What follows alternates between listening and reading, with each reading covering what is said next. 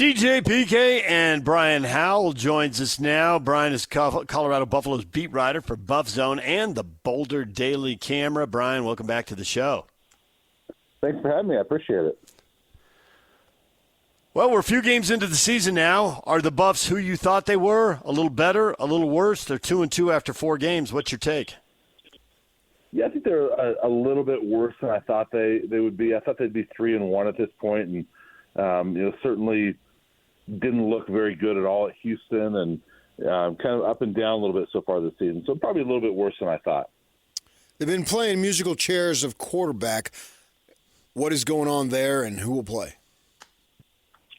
Yeah, it's Caden Salter. He's the guy they've wanted all along. He just they needed to send a message to him. He wasn't taking care of business the way they want him to, and I don't know what all that means. But Deion Sanders said he wanted to see more leadership and consistency out of that spot, and Caden finally got his act together a little bit and kind of needed a wake-up call. So I think he got benched at Houston just kind of wake him up a little bit. And I don't think they ever wanted to really change that spot, but it's him for sure going forward. And running back, well, for starters, he's the leading rusher. But the running backs seem to be splitting carries. Is either guy going to be designated number one guy here and get enough carries to get into a rhythm? Because it seems like everybody's getting used as a part-time back, and you get your 8 carries, your 5 carries or whatever, but nobody's really the guy and have a chance to get into the rhythm of the game.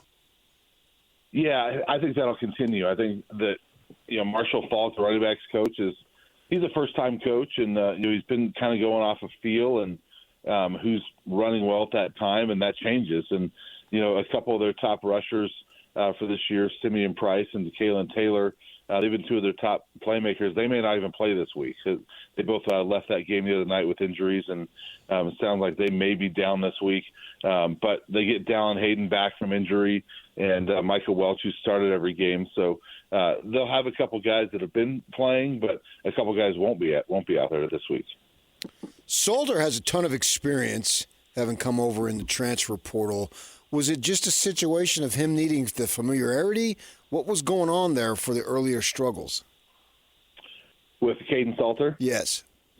Yeah, I think it's just not – the way Deion has said it is he needed to learn how we do things here. And so I don't know what that means. I don't know if he was just not following some of the rules or if he wasn't being enough of a leader at that quarterback position or what. Obviously when Deion Sanders has had Shedeur as his quarterback his whole coaching career, that's his standard probably. And so someone's got to live up to that Shedeur standard of leadership and all that stuff. So maybe he just wasn't living up to that. But it sounds like Salter had a really good week last week leading up to the Wyoming game, and then went out and played a phenomenal game. The receiving corps doesn't look like they're going to throw to the tight end much. There's a lot of receivers with catches, but nobody with a lot of catches, a little bit like running back. It looks like they're spreading the ball around. Is there anybody there who's going to emerge? Is there anybody BYU fans should really fear? Yeah, it's just been a weird year offensively because those receivers are really good, and the quarterbacks were having a hard time getting the ball to those guys early. But, Amarion Miller is phenomenal. He's a star.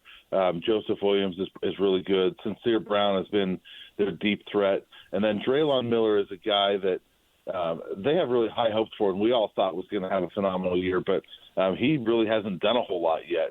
And he's one to kind of watch out for because especially with the running backs being a little bit possibly depleted this week, he can play running back. And so I wouldn't be surprised to see Draylon Miller lining up in the backfield and maybe taking some carries as well. Julian Lewis, the third quarterback, he was the number 1 high school quarterback recruit, if I remember, coming out of Georgia, right? And so he decides to come to Boulder. Are they just looking to redshirt him? He just turned 18 last week or on Sunday, so he's still very, very young. Yeah, they had him play against Delaware. He was number 2 he came in after Salter, and really all 3 played that day.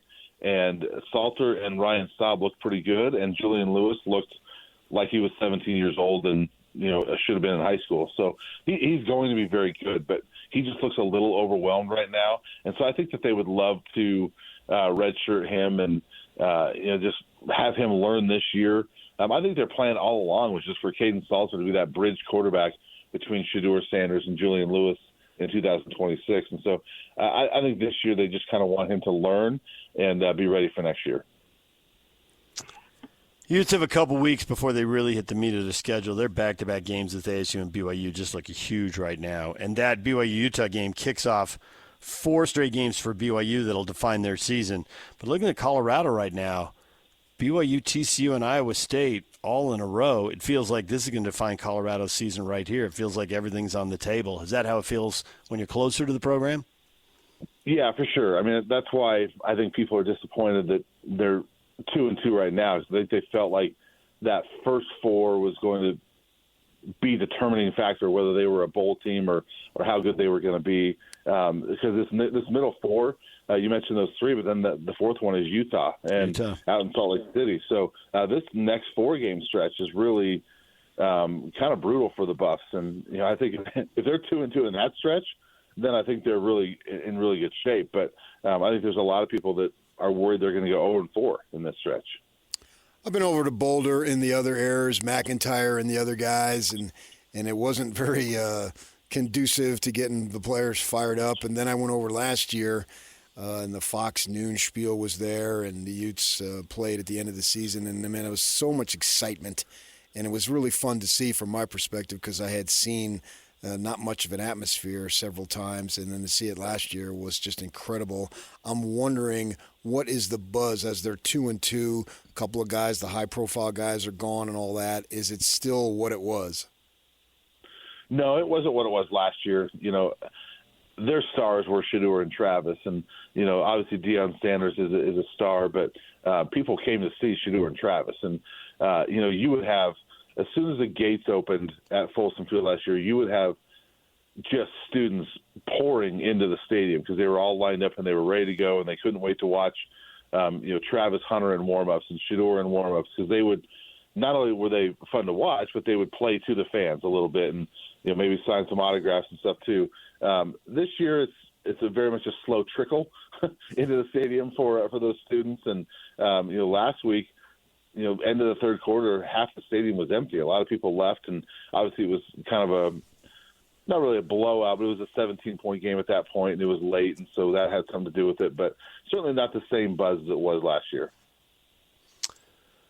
Defensively, how is Colorado? Because the BYU, it took a while to get the offense going against East Carolina. It didn't look good in the first half, and it looked pretty good in the second half here. How good? Let's start with the pass rush. How good is the pass rush? Because obviously it's a true freshman quarterback. Can you rattle him? Yeah, they led the conference in sacks last year, but really haven't gotten going this year. They had a couple the other day, including one for a safety, but really haven't gotten going there. They've got a lot of talent there, but they had a slow start last year too, as far as sacks go. So they're hoping that they can, mimic that as well and start taking off from there. But there's talent, but it just hasn't gotten to the quarterback as much as they want.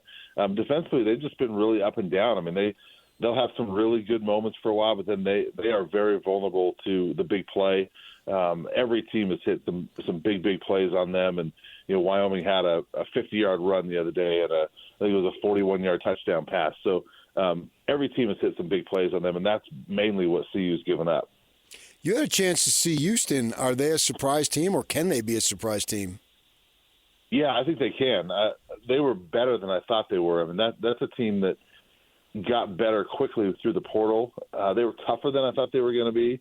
We all kind of have these, preconceived notions over the previous year, and so I thought that might be an easier game for Colorado. But they picked up some players. I think they're a team that's a bowl team to me that could be pretty sneaky for a lot of teams in the Big 12.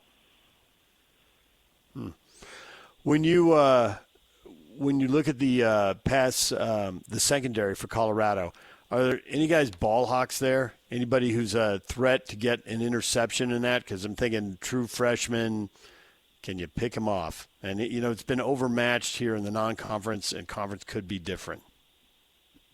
Yeah, DJ McKinney is their top corner. He actually picked off Jake Retzlaff in the bowl game in December. He's really good, and he's had several interceptions. He only has one this year, but he's definitely one that if you throw his way, he could definitely pick it off. Preston Hodge is another one, but that other corner spot, they're still kind of trying to settle that, and safety. It's really been kind of a work in progress in that secondary. But DJ McKinney and Preston Hodge are the two that are pretty solid that could definitely give them some problems. Well, Brian, we appreciate the time. Thanks for jumping on and talking a little Colorado football with us. You bet. Thanks, guys. Brian Howell, Colorado Buffaloes beat writer for the BuffZone and the Boulder Daily Camera. They give up 150 yards per game through 4 games on the ground, PK. And I know that stats, especially with the non-conference mismatches, can be a little hinky. Yeah. But 150 yards per game, What? LJ Martin ought to have a huge game, don't you think? Go ahead, Yak. I was going to say, I said PK. Hinky? Hinky. What? Hinky. Weird. Bizarre. was that- is that strange. weird? Odd. I never heard that word. Freaky. I had not heard. Oh, really? I haven't heard that word since my grandma used it. Hinky. Seriously, my dad used it. That is an Okay, old school there word. you Yeah, go. my dad used that a lot. So- that's pretty hinky. And that was weird. That was Okay, strange. all right, I What got kind it. of bizarro stuff was that? DJ 150 yards a game when you should have overmatched Delaware and that kind of stuff. As much as we're all curious about the freshman quarterback and how good can Bear Bachmeier be, and not just how good can he be, but how quickly can he be really good? When A-Rod comes out and says, we're going to run the ball, we're going to run the ball well, we're going to be good at running the ball, and he sees 150 yards per game, I'm thinking they're going to be running it right at him. And DJ, to your point, in their 2 games against Power 4 opposition, Colorado's given up an average of 260-plus yards on the ground. BYU right now, averaging 265 yards on the ground. And Oh, that's freaky. That's inky. That's hinky. Inky. Making up new words. Making up words off made-up words. Right. Well, I don't like second-generation hinky. made-up words. It's too close to something else. So Hey, now. I'm going to say inky. So then I cover myself. Okay, that inks. You know what I mean? So I'm going to Okay. go. I'm going to go with inky as far as that goes. But I think that's irregardless of the opponent. BYU, this team this year, is primed to do that. Now, if you've got a team that is crappy on that, then that bodes well for the Cougars, particularly on the road. You'd much rather play a team that can't defend the run on the road than at home because everything is harder. So run the ball, get Martin as 100 yards. He's checked off 100 yards every game. He needed the big run the other day to get it, but he still got it. So with that in mind, go ahead and continue to do that. That's the easiest and safest way to win at any point. Even if you've got, this will never happen again, if you've got a 4-year starter at quarterback, that's still the safest, easiest way and most reliable to win. Now, if you have a freshman making his first conference game and it's a road game, that just adds into, if that is available, you have to beat that into the ground literally, no pun intended, but it was a beautiful analogy by me. It was a beautiful pun. Well done. Well played. Bravo, sir. Bravo. Well done. Sure. And just stay with it because what he just told us is they give up big plays. So even if it's a little bit of a struggle, it could be like what you said about East Carolina, right? The big run didn't come in the first or second quarter, but you keep running the ball, and the big run comes eventually in the second half. Right, and that just takes the pressure off Bachmeier. I don't want Bachmeier to be just a handoff guy because you're trying to develop him so he's ready for the big games, because there's not going to be every game where you could just turn it around and just dominate that. And it's probably coming next month at home against Utah because that game is so freaky to begin with. So you're going to have them throw him, I should say, not them, but him throw the ball. I need development out of this kid. If he develops and you're winning, boy, that's the best of the best there. And then that really puts BYU in a position to not just be a contender last year and this year, but literally I could just go like the next 4 or 5 years with all the stuff that they have and their recruiting net and the money that they can offer and all the attention that comes with BYU being a BYU football player. If Bachmeier can develop this year and you still win, that really sets them up for a nice immediate future. The future is bright. It could be, yeah. You never know, man. My gosh. I mean, just this time last year, freaking Mike Gundy was 4-0. I know. It's 4-0, and he was all set up to lose 11 of the next 12 games. It was 3-0, but yeah. Oh, yeah, you're right. 3-0, and then lose 11 to the next. Yeah, and now he's and get fired. gone. Yeah. And he's been there for 21 years. He's had 2 losing seasons. Last year in his first one, and that's it, man. You are gone. You get no chance to regroup. I don't think this year was a chance. They pulled the plug. Now, I'm not saying it wasn't the right thing or was the wrong thing or whatever. I'm just stating facts. I don't think that if you get out of you haven't even gotten out of September, you weren't given the time to rebuild. Now, 2 other guys weren't. Deshaun Foster and whoever the guy was at Virginia Tech, I don't even know his name, or something. Brent Pry. Pry, yeah. So with that in mind, that's the way of the world. That's shocking, too. I mean, it used to be coaches didn't get fired in the season. Then they did get fired. Now they're getting fired in September. My gosh, Deshaun Foster, he may have been the worst coach in the world, but I don't know. He got 15 games. 15 games. That's one season for the Ohio States of the world. Yeah, and Gundy's sitting over there saying, I crushed it for 20 years, and I had 12 bad games. I will see your 15, and I'll go 12. Well, usually you raise the stakes. You lowered them, though, I know. from 15 to 12. And I mangled those Colorado rushing numbers. They give up 195 yards a game. Oklahoma State dead last at 211. The only team worse against the run through 4 games this year than Colorado is Oklahoma State. BYU is going to be running the ball Saturday. Good for them. Control the game with that defense. That's a winning recipe. Yeah. I'm looking at the conference stats here, and you wonder why K-State's 1-3, and they're giving up 175 yards a game on the ground. That is just a ton of yards. No wonder they're off to a bad start.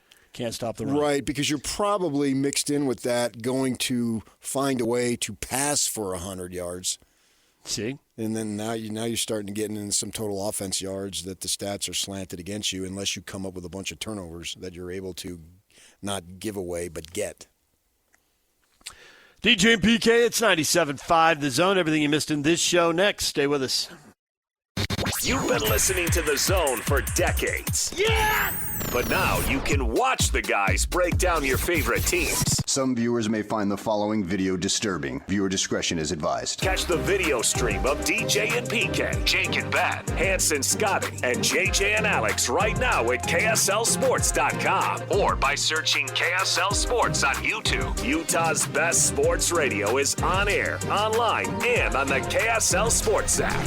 This is 97.5, the KSL Sports Zone. DJ and PK, it's time to get you slackers up to date. Slacker Radio headlines brought to you by Trajan Wealth. Call Trajan Wealth today, your local trusted financial fiduciary, 801-899-7600, or visit the website at TrajanWealth.com. All right, PK, of all the things we talked about today, what did you find the most interesting, the most fascinating, most intriguing? Oh, the best is yet to come and hasn't happened yet. I am about to deliver it right now. Okay, save the best for the 9:30 listener. Well, the Utes, to me, as we talk about them, thinking that, oh my gosh, they're in trouble. That seems so silly after one game. Why would we do that? I mean, for years, you would have just been so happy if the Utes were 3-1 with an opportunity to be favored, I would think, to win the next game, to go 4-1, and then you got a bye week to regroup. That's not so bad, but I understand. It's the Majerus thing, man. If they lost the game, the sky was falling, because he would talk about how you guys, he would say, after they got beyond their little bit of, not a little, but they had a lot of success. But when Van Horn, Miller, Doliak, and those guys, they left, the guys right after were still pretty good, right?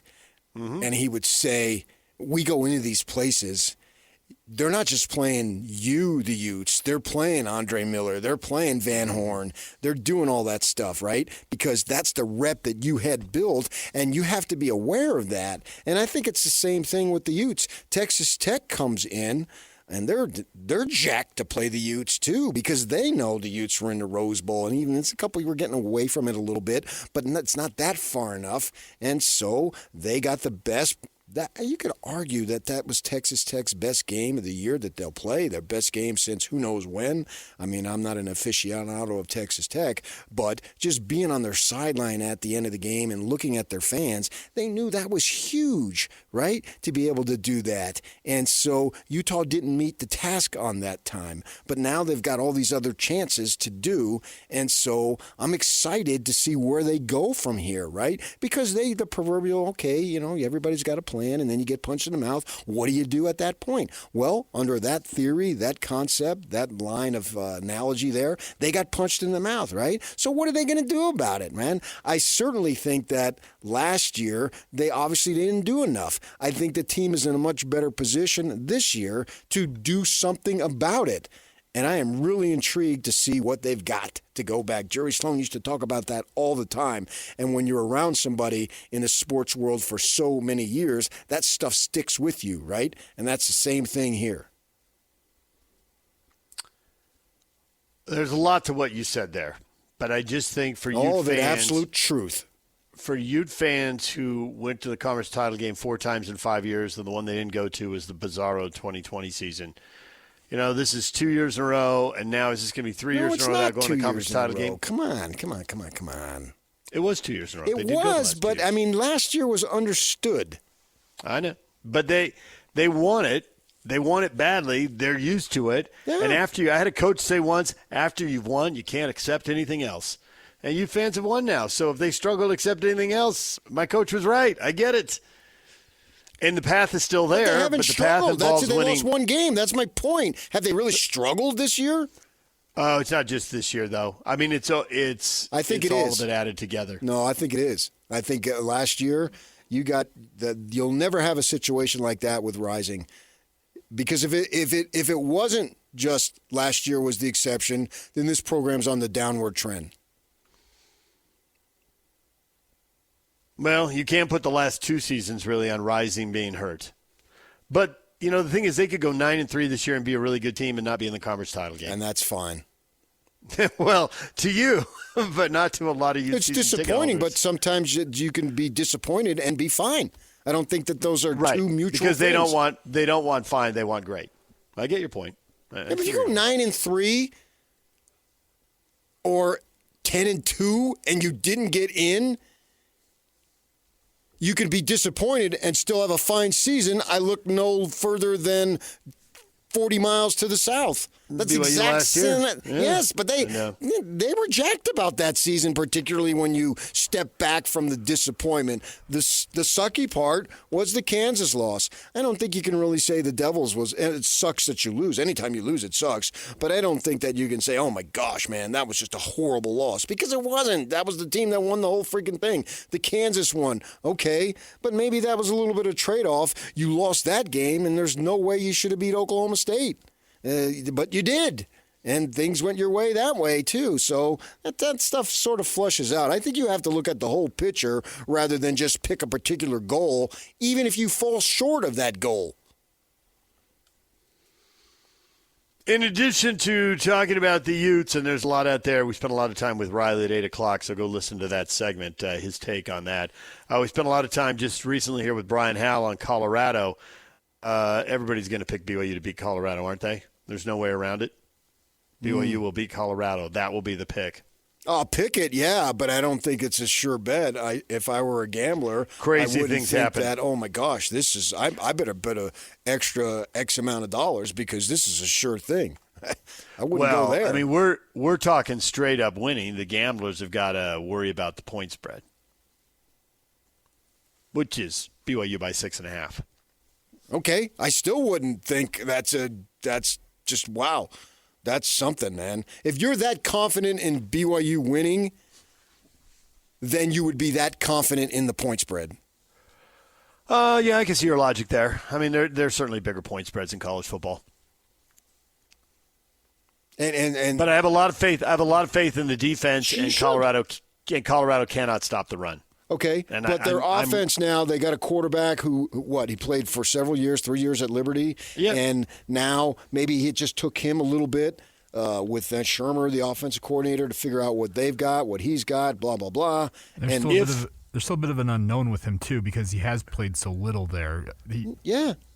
All of that, I feel like Colorado – I mean, if you're going to create the scenario where Colorado wins the game, then what you're saying has to be true, PK. I see what you're leading up to here, right, with how things finally click and it's Game 5 and they're getting better and all that. And BYU has to help them along with turnovers. BYU has to help them along by giving up a big play on special teams, maybe miss, have a long drive, stall, miss a field goal, and it's all just wasted effort. They don't and miss field goals. I don't know where you've been, what planet you've been on, but Have you met Will Farron? Yes. Hence I have BYU winning the game. But that's the kind of stuff that has to happen. Maybe it gets blocked. Okay. Well, that's not on Will. No, that's not on Will. Once you put in hence, then you got me there. Hence, ergo. Yeah, you got hence, me there. ergo, therefore. Right.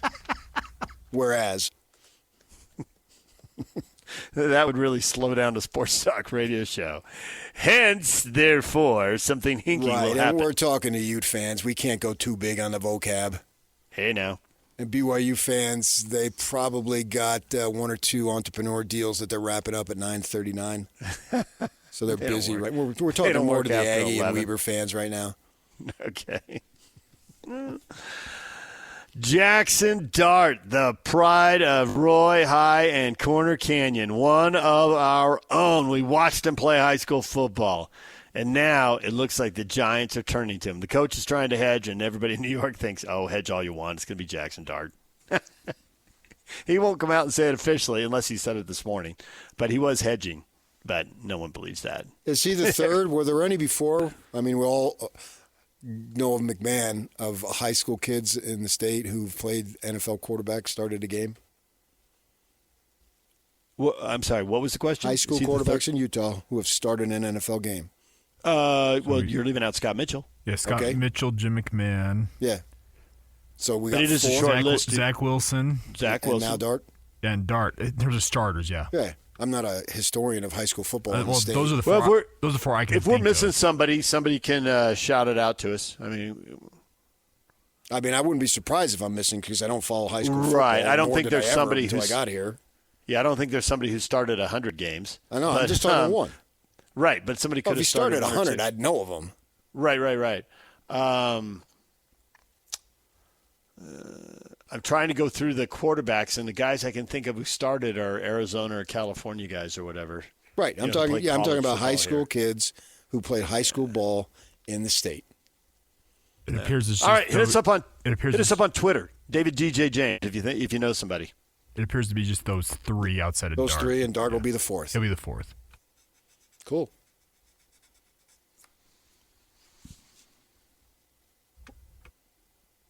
More injuries. The NFL, it's just like a nonstop injury report here. Mike Evans is out 3 to 4 weeks with a hamstring. Terry McLaurin, multiple opinions on his quadriceps injury. So all you fantasy football players, keep adjusting your rosters. There you go. And college hoops. Now we're getting college hoops injuries. Remember when college hoops started at Thanksgiving, PK?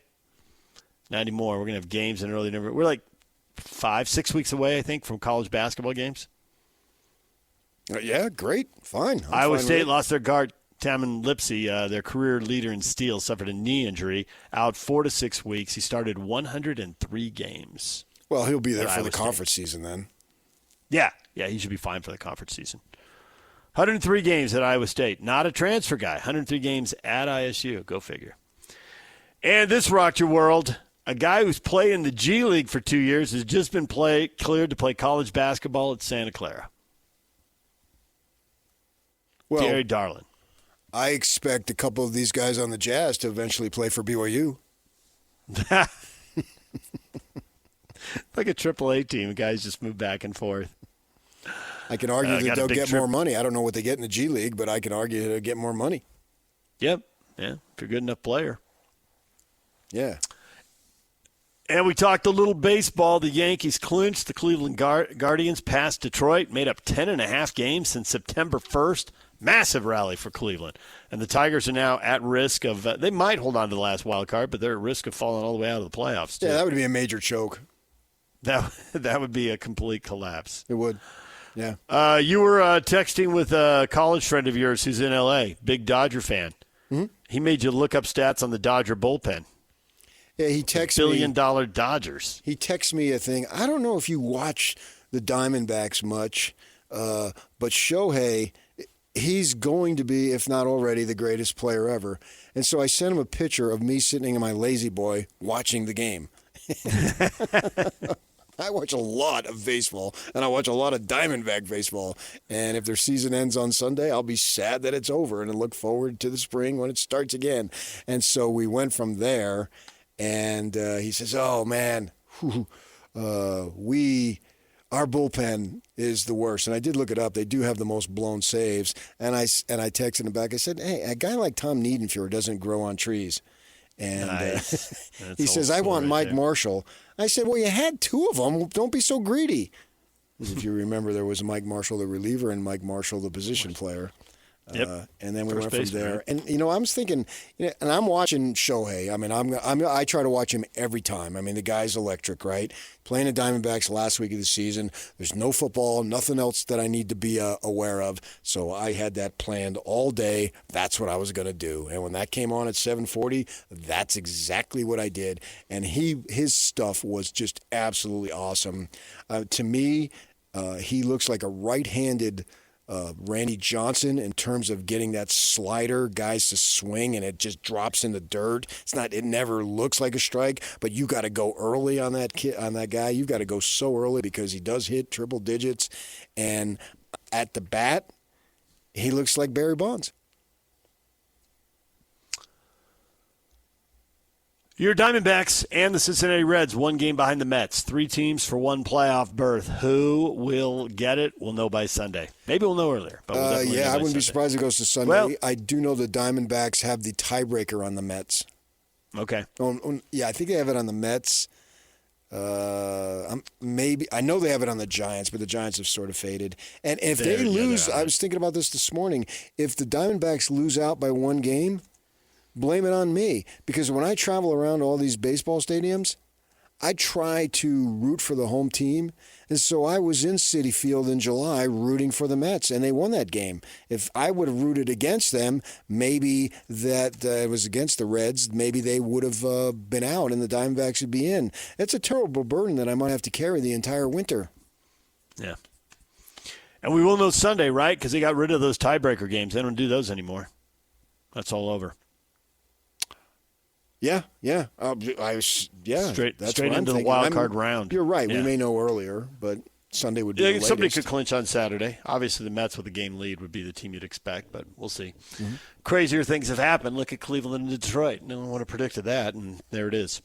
All right, when we come back, your feedback next. Stay with us. DJ and PK, it is time for your feedback. Everything you have to say about this show or possibly anything this week. Yuck. Bear Bachmeier nicknames? Yep, we got another nickname who came in yesterday right after we went off the air, so here you go. Jake already gave him a nickname, PK. It's the Bear. That's pretty creative. Not Bear. The Bear. Sound like the Ohio State? The Bear. No. Don't have them confused with any other Bears. The Cal Bears. Whoever else might be wandering around out there. The Bruins. Baylor Bears. Exactly. Northern Colorado Bears, I think they are. Oh, nice. Look at you go. See, that's your Big Sky roots right there. They used to be very strong. We got people weighing in on the Jazz waving KJ Martin. Is that a good move? Jake says the Jazz love to give away assets for nothing in return over the last couple of years.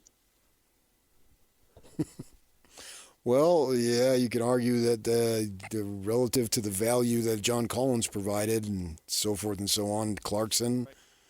Yeah. But I mean, that's more the sign of the times, so to speak, because what's available out there and what you are trying to accomplish. There would be a time, and there was a time, that Jordan Clarkson was extremely valuable, but that time has come and gone. And I get that they sat on him too long. I can see that.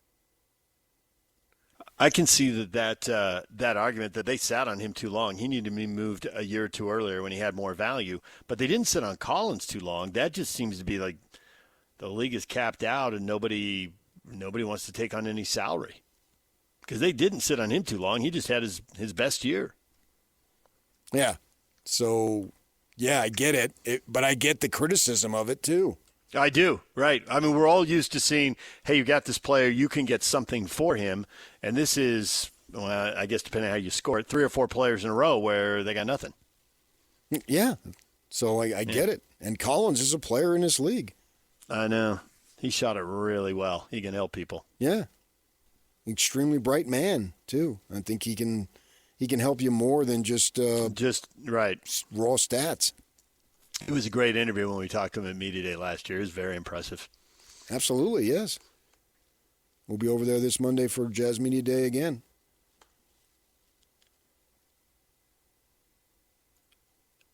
Jazz Wave KJ Martin, is it a good move? Steve, I'm not sure. I can't really even tell you who's on the team anymore. Hector, same. Guys coming and going. They've lost track. Well, maybe some bench guys, but I think if you follow the team to any degree, you know about these youngsters. And you know about marketing. You know about Kessler. Come on. Eric, I'll never forget that one game where he did that thing. Oh, the memories. Nice sarcasm, Eric. Send you out of games. Raphael, I didn't even know he's on the Jazz. Now that I get. I don't buy you don't know the whole roster. But he did come to the team. What did he play, like 20 games late in the year? KJ? And so if you checked out, I can look up his stats and see how many games he played. Please do. It's important. If you checked out on the team the last half of last year and didn't know, all right, you're not hardcore, but I get it. Okay, but then they start winning. Don't be checking back in, buddy. Oh, no, that's exactly how that'll happen. Yeah, he played 19 games. You did go look it up, didn't you? I did, absolutely. You know me, I'm wired. I have to do that. Yeah, I know, but Steve, we would go for the listener, what they care about, not what we care about. Steve, well, I mean, I've been looking stuff up for 20 years. We're still here, so, you're welcome. Some people like that. Steve, nice. He would have been owed $8 million, and there wasn't a path to playing time for him. This saves money, prevents a logjam, and allows KJ to find a better situation for himself. Yeah, I think for the club, issue number one is preventing the logjam. Yeah, they're going to play the draft picks. Well, I think that you have an opportunity to reallocate the assets. That's important. Vernon, no, it's not a good move. Why haven't they waived Love instead? You want to keep Love. Always keep Love. Love abounds.